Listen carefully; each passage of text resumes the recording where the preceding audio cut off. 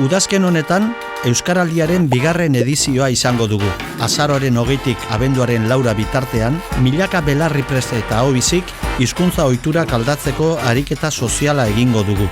15 egunez, Euskararen erabilera handitzeko asmoz, eguneroko inertziak astinduko ditugu. Duela 2 urte demostratu genuen bezala, uste baino jende gehiagorekin egin baitezakegu euskaraz.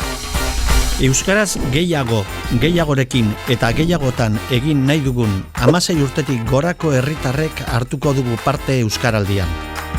Ariketa praktikoa denez, euskara ulertzeko gai izan behar dugu, eta ariketa egiteko moduaren arabera, ondorengo 2 roletako bat aukeratuko dugu.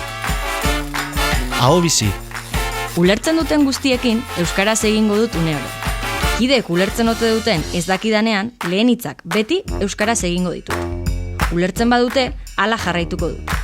Batzuetan zaila izan arren, elkarrizketa elebidunetan ere euskarari eutsiko diot kideek ulertzen duten. Belarriprest. Nire gaitasun eta aukeren arabera erabakiko dut euskaraz, noiz eta norekin egin. Baliteke, ulertzen duten guztiekin beti euskaraz ez egitea. Baina dakitenek niri uneoro euskaraz hitz egitea nahi dut, eta horixe eskatuko diet modu esplizituan. Aurtengoan gainera, herritar askok, mota guztietako enpresa, kirol eta kultur elkarte, saltoki eta erakunde publikoetan osatzen ari diren arigunetan egingo dute ariketa. Herritarren ariketa erraztu eta babesteko, entitatek ere hartuko dute parte beraz. Aurtengo berrikuntza nagusia da arigunea.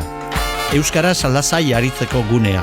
Euskaraz hitz egiteko aukera bermatzen da une oro bertan, eta arigunea osatzen duten kideak, ahobizi edo belarriprest izango dira.